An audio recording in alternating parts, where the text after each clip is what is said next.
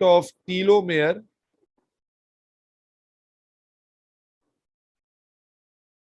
and its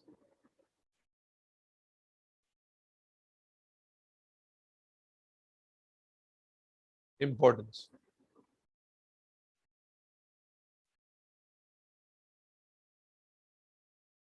तो chromosome में दोबारा बना रहा हूं समझाने के लिए कि टीलोमेयर क्या होता है।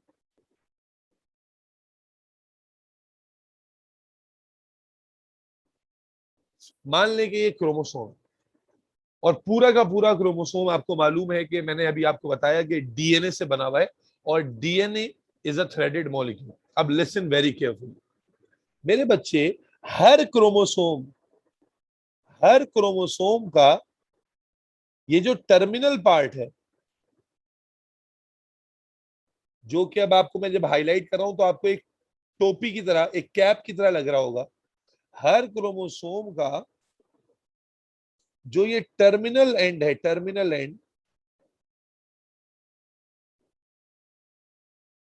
भाई जब मैंने कहा पूरा क्रोमोसोम डीएनए से बना हुआ है तो टर्मिनल एंड भी किससे बना हुआ होगा? डीएनए से बना हुआ होगा, यस और नो? जी यस। अभी हाँ, मुझे तुम्हारा रिस्पांस बार बार ज्यादा चाहिए बेटा। पहली क्लास है, डायरेक्टली तुम एक मुश्किल चैप्टर में जुड़ रही हो, ठीक है? अब तक हमने जो दोनों चैप्टर्स पढ़े हैं वो काफी इजी थे, इंफॉर्मेटिव थे। अब ये कॉन्सेप्ट बेस्ड चैप्टर है, तो अगर तुम्हें इतनी बात समझ में आती है तो बहुत अच्छा है, और तुम रिकॉर्डेड लेक्चर सुनकर फौरन से इसमें बराबर आ जाना। अच्छा, अब मैंने क्या कहा कि जब मैंने कहा कि क्रोमोसोम डीएनए से मिलकर बना होता है, इसका मतलब है ये जो टर्मिनल्स हैं, जो एंड्स हैं, ये भी डीएनए से मिलकर बने होंगे, ठीक है जी। What is the difference about these terminal? मैं इनको अलग से क्यों हाईलाइट कर रहा हूं मेरे बच्चे? इन टर्मिनल एंड्स पर जो डीएनए होता है, इन टर्मिनल एंड्स पे जो डीएनए होता है, वो हम कहते हैं वो नॉन कोडिंग डीएनए है। वो क्या है? Non coding DNA. क्या मतलब? इन टर्मिनल्स पर, चारों टर्मिनल्स पर जो डीएनए है, ये एक ऐसा डीएनए है जिसका कोई काम नहीं है। यानी कोई, नॉर्मली क्या होता है, डीएनए कंटेन्स फंक्शनल पीसेस जिनको हम जीन्स कहते हैं। डीएनए कंटेन्स फंक्शनल पीसेस जिनको हम जीन्स कहते हैं। तो जो टर्मिनल का डीएनए होता है उस पर कोई जीन नहीं होती, उस पर कोई जीन नहीं होती। यानी टर्मिनल्स पे मौजूद डीएनए पर कोई फंक्शनल पार्ट प्रेजेंट नहीं होता। और जब कोई जीन प्रेजेंट नहीं है तो हम पढ़ते हैं कि तमाम फंक्शंस किससे कंट्रोल होते हैं? जीन से कंट्रोल होते हैं। तमाम फंक्शंस जीन से कंट्रोल होते हैं। समझ में आ रही बात? तो इसका मतलब ये हुआ कि अगर इस पर कोई जीन नहीं है, कोई जीन नहीं है, तो ये डीएनए कभी भी एक्सप्रेस नहीं होगा फॉर इट्स फंक्शन। जो टर्मिनल एंड्स पर डीएनए है क्रोमोसोम के, वो एक non coding DNA. Non coding का मतलब जो नॉर्मल फंक्शनल डीएनए होता है वो कोडिंग करता है और एक्सप्रेस होता है, एक्सप्रेस करता है अपने आप को, और फंक्शंस कंट्रोल करता है, परफॉर्म कराता है। लेकिन नॉन कोडिंग डीएनए यानी एक ऐसा डीएनए जिसमें एबिलिटी ऑफ कोडिंग है ही नहीं, ability of showing its expression है ही नहीं। आपको ये मालूम है ना, जो बच्चे लास्ट क्लास में नहीं थे उनको भी इतना तो मालूम है कि तमाम के तमाम फंक्शंस हमारी बॉडी में डीएनए से कंट्रोल होते हैं और या जीन से कंट्रोल होते हैं। तो जीन मैंने लास्ट क्लास में बताया था कि जीन किसे कहते हैं? आप डीएनए के फंक्शनल पीसेस को ही जीन कहते हैं। तो जीन जो है वो असल में डीएनए ही है।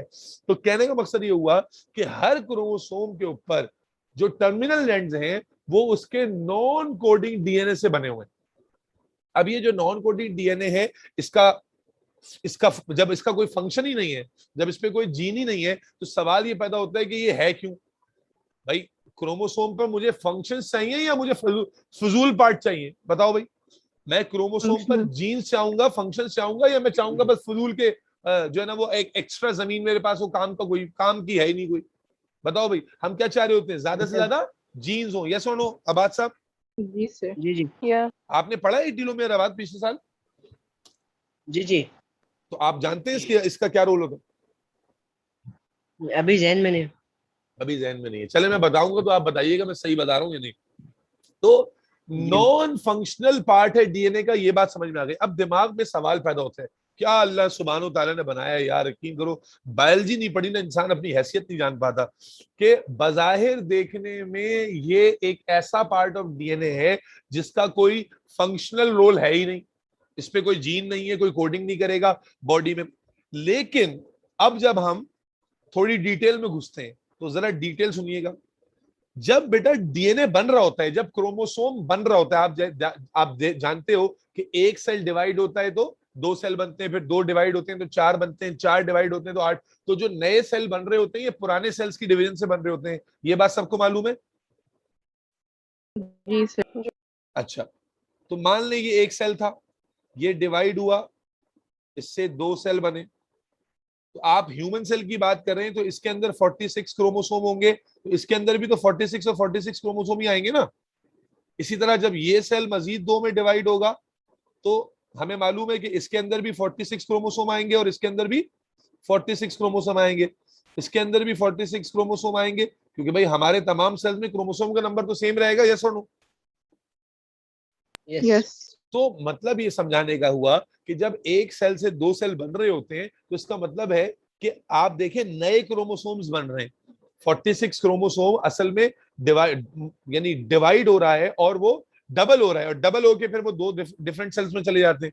आप देखें अगर काउंट करें तो यहाँ 46 थे, अब यहाँ 46 प्लस 46, तो असल में 92 क्रोमोसोम्स थे। तो क्या हुआ कि 46 क्रोमोसोम की डिवीजन से नए क्रोमोसोम बने जो दोनों सेल्स में इक्वली डिस्ट्रीब्यूट हो गए। अब लिसन वेरी केयरफुली, जब नया क्रोमोसोम बन रहा होता है, जब नया क्रोमोसोम बन रहा होता है तो इसका मतलब है नया डीएनए भी बन रहा है।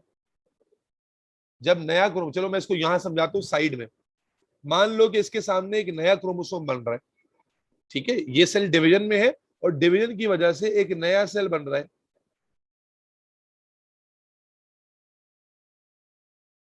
तो बेटा जब नया सेल बन रहा होता है ना तो इसका मतलब है नया डीएनए बन रहा होगा, यस और नो? यस। तो डीएनए बनाने का जो काम है वो जिस एंजाइम के पास है वो है डीएनए पॉलीमरेज। बहुत कॉन्सेप्चुअल डिस्कशन है ये। डीएनए बनाने का जो काम है वो जिस एंजाइम के पास है वो डीएनए पॉलीमरेज है। डीएनए पॉलीमरेज जब नया डीएनए बना रहा होता है, मान लो कि ये यहां से बनाता जा रहा है, मैं थोड़ा थोड़ा मिटा के बना के दिखाता हूं कि मान लो ये डीएनए यहां से बन रहा है, ऊपर की तरफ अभी बना के दिखाता हूं, जरा समझना।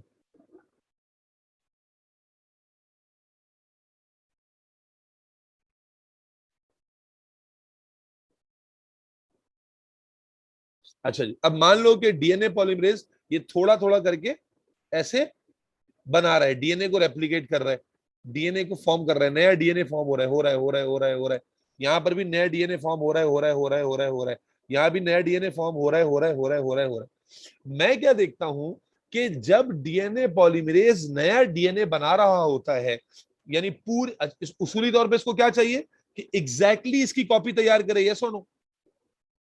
जो पेरेंट क्रोमोसोम है एग्जैक्टली उसकी कॉपी तैयार करे, यानी जितना डीएनए पेरेंट क्रोमोसोम में है उतना ही डीएनए यहां रेप्लिकेट हो, यस और नो? यस। लेकिन हम क्या देखते हैं, एक्चुअली ऐसा नहीं होता। एक्चुअली होता क्या है, जब डीएनए पॉलीमरेज डीएनए रेप्लिकेट कर रहा होता है तो हर बार ये अगर मान लो कि डीएनए 1 मीटर लेंथ का था तो 1 मीटर लेंथ ऑफ डीएनए के against 1 meter length of DNA ही खड़ी होनी चाहिए थी। लेकिन डीएनए पॉलीमरेज जब अपनी एक्टिविटी कर रहा होता है तो जब 1 मीटर लेंथ ऑफ डीएनए के आगे ये 1 मीटर लेंथ ऑफ डीएनए खड़ा करने की कोशिश करता है तो वो 1 मीटर नहीं कर पाता, बल्कि मान लो कि वो 0.999 मीटर कर पाता है। इसी तरह जब 0.99 मीटर वाले डीएनए को आगे वो रेप्लिकेट कर रहा होता है तो वो पूरी लेंथ को रेप्लिकेट नहीं कर पाता, बल्कि वो 0.998 की लेंथ को जो है ना वो रेप्लिकेट कर पा रहा है। मेरी बात समझ रहे हो कि जब क्रोमोसोम डिवाइड होता है, जब डीएनए रेप्लिकेट होता है तो at every step of replication, at every time during chromosome division या डीएनए की रेप्लिकेशन, जो डीएनए पॉलीमरेज है fails to and that's a natural process, fails to run through the whole length of DNA। जितनी DNA था वो पूरा का पूरा डीएनए रेप्लिकेट करना था, लेकिन डीएनए पॉलीमरेज, अल्लाह की अजीब हिकमत है कि डीएनए पॉलीमरेज जब अपना काम कर रहा होता है तो जो पूरी की पूरी लेंथ थी उसमें आखिर के कुछ पीसेस को छोड़ देता है। समझ में आ रही? तो उसका मतलब ये हुआ कि जब एक क्रोमोसोम से एक नया क्रोमोसोम आएगा तो उसकी लेंथ पहले वाले क्रोमोसोम के मुकाबले में थोड़ी सी बड़ी होगी, छोटी होगी, बराबर होगी? छोटी होगी। हाँ भाई, अभी ये सही। छोटी हो। अच्छा, ये जो छोटा हो रहा है, ये जो छोटा हो रहा है, ये सेंट्रल पार्ट से हो रहा है, टर्मिनल पार्ट से हो रहा है? टर्मिनल। टर्मिनल। टर्मिनल पार्ट से। अच्छा, अब मुझे बताओ, अगर टर्मिनल पार्ट्स में, अगर टर्मिनल पार्ट में फंक्शंस होते सारे, इंपॉर्टेंट इंपॉर्टेंट वाइटल जीन्स होती है जी, यानी जिंदगी और मौत को कंट्रोल करने वाली जीन्स, बड़े वाइटल फंक्शंस वाली जीन्स होती, और डीएनए रेप्लिकेट कर रहा होता, और डीएनए पॉलीमरेज उन जीन्स को रेप्लिकेट नहीं कर पाता, बल्कि वो जीन्स लॉस्ट हो जाती, तो क्या उन जीन्स के लॉस होने से आपके हैवी फंक्शनल लॉसेस नहीं होते? जब एक सेल डिवाइड हो होकर नया जाते। सेल बनाता, तो वो नया सेल जिसमें जीन्स लॉस्ट हो चुकी हैं, वो क्या सरवाइव कर पाता, या वो क्या उसी एफिशिएंसी पर काम कर पाता जिस एफिशिएंसी पे पेरेंट सेल कर रहा था? बोलो भाई। नो। नहीं कर पाता। बेटा, ये जो प्रोटेक्ट, इसका मतलब क्या हुआ कि ये जो टर्मिनल नॉन कोडिंग डीएनए है, जो बजाहिर कोई फंक्शन तो नहीं कर रहा, लेकिन तुम्हें समझ में अब आने लगा होगा थोड़ा थोड़ा कि ये क्या असल में कर रहा है। ये अपने आप को सेक्रीफाइस कर रहा है। अल्लाह ताला ने ये नॉन कोडिंग पार्ट क्यों रखा? ताकि जब डीएनए की लेंथ बन रही है, रेप्लिकेट हो रही है, तो जो पार्ट लॉस हो वो फंक्शनल पार्ट लॉस ना हो, बल्कि वो पार्ट इस टर्मिनल में से लॉस हो जाए। और जब इस टर्मिनल में से लॉस होगा, इसमें कोई फंक्शन था ही नहीं, तो इसका मतलब है किसी किस्म का फंक्शनल लॉस, बोलो भाई, नहीं आएगा। नहीं होगा। तो क्या मतलब, समझ में क्या आया हमें कि ये जो टोपियां हैं, ये जो प्रोटेक्टिव कवर्स है, असल में they are protecting the functional DNA, yes और नो? यस। एंड बेटा, दीज टोपियां are called telomeres. These are telomeres. Telomeres, these are the terminal protective caps on the chromosomes which are made up of DNA, but the DNA in this part is non-coding, non-functional, does not have any genes. ठीक है? यानी यहां जो DNA present है वो फालतू DNA है।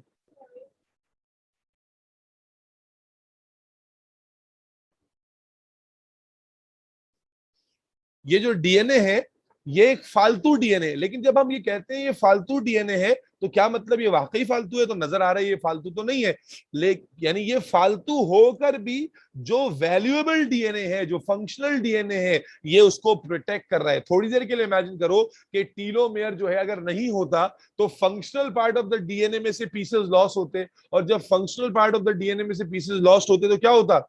आपका फंक्शनल लॉस होता, जिससे आपकी बॉडी सर्वाइव करती, जिससे आपकी बॉडी एट रिस्क आ जाती। यस और नो? यस। अच्छा, अब मुझे एक बात और बताओ, जब जैसे जैसे सेल डिवाइड होता जाएगा, हर बार कुछ ना कुछ पीस लॉस होते चले जाएंगे, तो टीलोमेयर की जो लेंथ है, टीलोमेयर का जो एरिया है, ये हर बारी बढ़ता जाएगा, मेंटेन रहेगा, या कांस्टेंट कम होता जाएगा? कम कम होता होते जाएगा। जाए।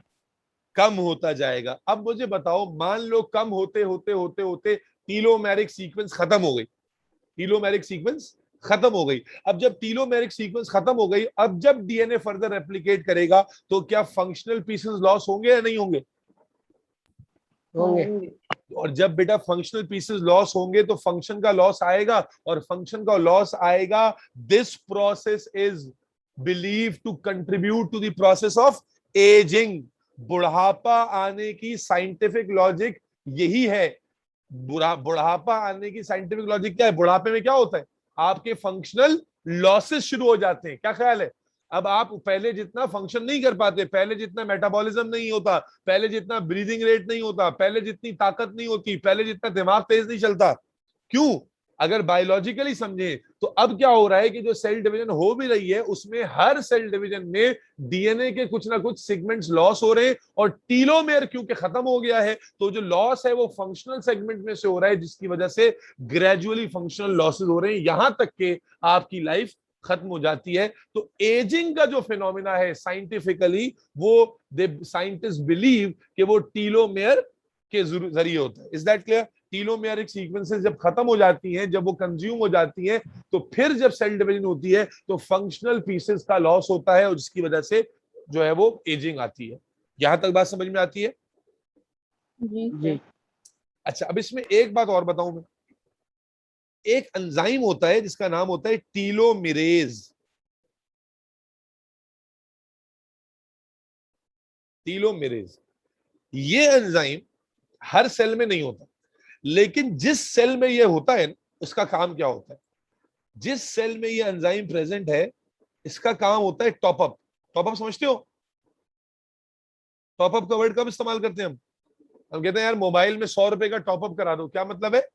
कि भाई बैलेंस मेरा खत्म हो रहा है, 100 रुपए का और बैलेंस डाल दो, ऐसा ही है। मैं कहता हूँ यार मेरा बैलेंस खत्म होने वाला है, जरा 500 का टॉपअप तो करा देना। क्या मतलब होता है? कि आप 500 उसमें क्रेडिट कर दें, यही मतलब होता है, यस और नो? यस तो बेटा there are some special cells जिनके पास टीलोमेरेज एंजाइम होता है। अब ये क्या करता है कि जब टीलोमेरिक सीक्वेंस एक सेल डिवीजन के बाद कट डाउन होती है, जब डीएनए पॉलीमरेज पूरी तरह से रेप्लिकेशन नहीं कर पा रहा होता और टीलोमेरिक सीक्वेंस कट डाउन होती है, तो टीलोमेरेज अगर प्रेजेंट है तो टीलोमेरेज क्या करता है कि उस सीक्वेंस को दोबारा से टॉप अप कर देता है। उस सीक्वेंस को दोबारा से क्या कर देता है? टॉप अप कर देता है। जो कट डाउन जो पीस हुआ उसको लाके अलग से एग्जैक्टली उसी पीस को नहीं, यानी जो लेंथ ऑफ डीएनए लॉस्ट हुई, ये क्या करता है? एक नई लेंथ ऑफ डीएनए को लाके वहां टॉप अप कर देता है। खुलासा ये हुआ कि अगर टीलोमेरेज मौजूद है तो वो टीलोमेयर की लेंथ को, टीलोमेयर की सीक्वेंस को प्रोटेक्ट करके रखेगा। यानी टीलोमेयर प्रोटेक्ट कर रहा है क्रोमोसोम को और टीलोमेरेज प्रोटेक्ट कर रहा है टीलोमेयर को। यस और नो? यस यस तो जिन सेल्स में टीलोमेरेज होगा, मुझे बताओ लॉजिकली क्या उनमें फंक्शनल लॉस होगा? नहीं होगा। कभी भी एट एनी स्टेज नहीं होगा। तो इसका मतलब है फंक्शनल लॉसेस उन सेल्स में आएंगे जिनमें टीलोमेर खत्म हो जाएगा और टीलोमेर उनमें खत्म होगा जिनमें टीलोमेरेज नहीं होगा। तो after a certain period of time telomere की सीक्वेंस कट डाउन होना शुरू हुई। पूरी बात समझ में आ गई या नहीं आई है? आ गए। सर तो हर सेल के अंदर टीलोमेरेज क्यों नहीं होता? हाँ, अब साइंटिस्ट क्या कर रहे हैं, बायोलॉजिस्ट क्या कर रहे हैं? आपको मालूम है इंसान को हमेशा की जिंदगी चाहिए बहुत ज्यादा। तो गोरा क्या कर रहा है? चूंकि वो कुछ सेल्स के अंदर टीलोमेरेज को फाइंड आउट कर चुका है, तो गोरा पूरी कोशिश कर रहा है कि बाकी सेल्स जिनके अंदर टीलोमेरेज नहीं है, किसी तरह से वो उन सेल्स के अंदर टीलोमेरेज एक्टिव करा ले, किसी तरह से वो उन सेल के अंदर टीलोमेरेज बनवा ले। क्योंकि लॉजिकली स्पीकिंग, थ्योरेटिकली स्पीकिंग, अगर किसी सेल में टीलोमेरेज आ जाएगा तो वो सेल अनलिमिटेड टाइम्स डिवाइड होने की कैपेसिटी शो करेगा और एजिंग में कंट्रीब्यूट नहीं करेगा। तो अगर खुलासा ये कि अगर आपकी स्किन में टीलोमेरेज, देखो स्किन के सेल्स में टीलोमेरेज नहीं होता, स्किन के सेल्स में, तो आप देखें स्किन के सेल्स एक अरसे के बाद फिर स्किन आपकी खत्म होना शुरू हो जाती है, मुरझाना शुरू कर देती है, उसकी हेल्थ खराब होना शुरू हो जाती है। यहां तक कि आपने बूढ़े लोगों की स्किन देखी है कैसी हो जाती है? बिल्कुल प्रोन टू डैमेज हो जाती है, नहीं हो जाती? तो there are multiple types of cell जिनके अंदर टीलोमेरेज होता है, there are multiple types of cell जिनके अंदर टीलोमेरेज नहीं होता। जिनके अंदर नहीं होता उनके अंदर भी नेचुरली नहीं है, जिनके अंदर है उनके अंदर भी नेचुरली है। हाँ, अब चूंकि थ्योरेटिकली हमें लॉजिक पता चल गई है, तो we want to induce telomerase in every cell, ताकि जब क्रोमोसोम और सेल डिवाइड हो और टीलोमेरिक सीक्वेंस कट डाउन हो तो उस टीलोमेरिक सीक्वेंस को दोबारा से टॉप अप किया जा सके, ताकि कभी भी जो फंक्शनल लॉस है उसकी नौबत ना आए। तो खुलासा क्या हुआ? सवाल नंबर 1, टीलोमेर क्या है? मैं तुम्हें भी अपने नोट्स की पिक्चर शेयर करता हूं, वहां से नोट भी करना। ये 4 नंबर का टीलोमेर पे अलग से सवाल आता है, इसलिए नोट भी करना। टीलोमेर की डेफिनेशन नोट कर ली तुम लोगों ने कि ये टर्मिनल प्रोटेक्टिव कवरिंग्स हैं ऑन द क्रोमोसोम्स, जो कि सैक्रिफाइस करते हैं खुद को to protect the functional DNA. Yes और नो? यस यस ये कोडिंग पार्ट है या नॉन कोडिंग पार्ट है? नॉन नॉन कोडिंग पार्ट है। इस पर जो अभी आपने डीएनए का स्ट्रक्चर डिटेल में नहीं पढ़ा है, लेकिन जब आप डीएनए का स्ट्रक्चर पढ़ेंगे तो यू विल लर्न कि DNA is made up of nucleotides. तो इनके जो यूनिट्स हैं जिनको हम न्यूक्लियोटाइड्स कहते हैं, वो रेपिटेटिव होते हैं, यानी एक जैसे ही होते हैं, क्योंकि उनको काम तो कुछ करना नहीं होता। खैर, तो this is the non coding part, जो कि कोई फंक्शन के लिए कोड नहीं करता, but every time when cell divides DNA polymerase fails to make up the whole length of DNA, and always some length of DNA is lost from the terminal end. तो normally अल्लाह ताला ने telomere हमें क्यों दिया है? ताकि जो length of DNA loss हो वो कहां से लॉस हो? टीलोमेरिक पार्ट से लॉस हो, जिसकी वजह से फंक्शनल लॉसेस ना आए। लेकिन ग्रेजुअली अगर टीलोमेयर खत्म हो जाएगा तो फिर फंक्शनल लॉसेस भी आना शुरू हो जाएंगे। ऑल्दो कि जिन सेल्स में टीलोमेरेज एंजाइम मौजूद है, वहां पर टीलोमेरेज एंजाइम क्या करता है कि जब टीलोमेयर की सीक्वेंस कट डाउन होती है तो वो उसको दोबारा से टॉप अप कर देता है, और ऐसे सेल जो है वो कभी भी फंक्शनल लॉसेस की तरफ नहीं जाते और हमेशा हेल्दी सर्वाइवल शो करते हैं। Is that clear? यस। जैसे मसल्स के सेल्स, जैसे मसल सेल्स की बात करूं मैं, मसल सेल्स हैव टीलोमेरेज। तो आप एक बूढ़ा आदमी भी जब वर्कआउट करेगा ना तो उसके मसल जो है वो स्ट्रांग हो जाएंगे। क्यों स्ट्रांग हो जाएंगे? क्योंकि muscles have got the capacity of division at any stage. एक ज़ईफ आदमी भी अगर अच्छे से वर्कआउट करेगा तो उसके मसल की ग्रोथ अच्छी होगी, फंक्शनल लॉसेस को नजर नहीं आएंगे। लेकिन उसी जगह मैंने कहा स्किन होगी, तो स्किन एक बूढ़े आदमी की चाहे वो कितना ही वर्कआउट क्यों ना कर ले, स्किन देखते ही पता चल जाएगा कि आदमी बूढ़ा है, क्योंकि स्किन की जो हेल्थ है, स्किन की जो फंक्शंस है, स्किन की जो टोन है, स्किन की जो एबिलिटीज है, वो ग्रेजुअली लॉस होती चली जाती हैं। जी, any questions? No no sir. मैं आपको नोट्स में ले चलता हूँ, वहां से आपको टीलोमेयर के बारे में, क्योंकि मुझे आपको जो है ना वो पूरा ये थ्योरी में आंसर आता है लिखने के लिए, और वहां बच्चा बहुत ज्यादा परेशान होता है कि क्या करें, क्या लिखें। ठीक है, ये 6 नंबर में भी आया हुआ है, 4 नंबर में भी आया हुआ है। ठीक है, तो टीलोमेयर के बारे में जो इंफॉर्मेशन है ये इसको नोट कीजिए। नजर आ रही है आपको? नहीं। अब जी sir. Please note it down. ये सारे पॉइंट्स? जी हाँ।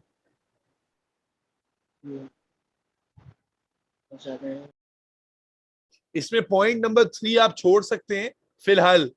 पॉइंट नंबर 3 आप फिलहाल छोड़ सकते हैं, क्योंकि अभी आपने डीएनए की जो कैसे बना हुआ होता है वो नहीं पढ़ा हुआ है, तो इसलिए आप अगर फिलहाल उसको रहने भी दें तो कोई मसला नहीं है। मेरे बच्चे पेपर 2 में मैंने डे 1 पे बताया था, बहुत ज्यादा बच्चे स्ट्रगल करते हैं, और उसकी वजह यही होती है कि they don't have correct words to describe. 6 number में लिखने के लिए आ गया, अब पॉइंट्स ही नहीं मिल रहे लिखने के लिए। ओवरऑल तो पता है, अब ओवरऑल जब मैं आपसे 1 महीने बाद पूछूंगा, अव्वल तो आधे बच्चों को याद ही नहीं रहेगा। जिनको याद रहेगा उनको सिर्फ इतना याद रहेगा कि वो होता था टर्मिनल पे, कुछ होता था सर टर्मिनल, उसका बैकग्राउंड, उसके बारे में जो इंपॉर्टेंस है वो आपको पता ही नहीं होगी, याद ही नहीं होगी। And that's a sad point, क्योंकि आपको वो जब 4 नंबर 6 नंबर में लिखने के लिए पूछा जाएगा तो आप फिर बैठे हुए होंगे, आपके पास पॉइंट ही शॉर्ट पड़ जाएंगे। तो इसके लिए जरूरी है, बायोलॉजी डे 1 से बता रहा हूं कि is a subject that demands your reading, that demands your learning as well. समझना एक बात है और लर्निंग एक बात है। अगर आप सिर्फ समझ लेंगे, लर्निंग नहीं करेंगे, तो you will not be able to score a good grade.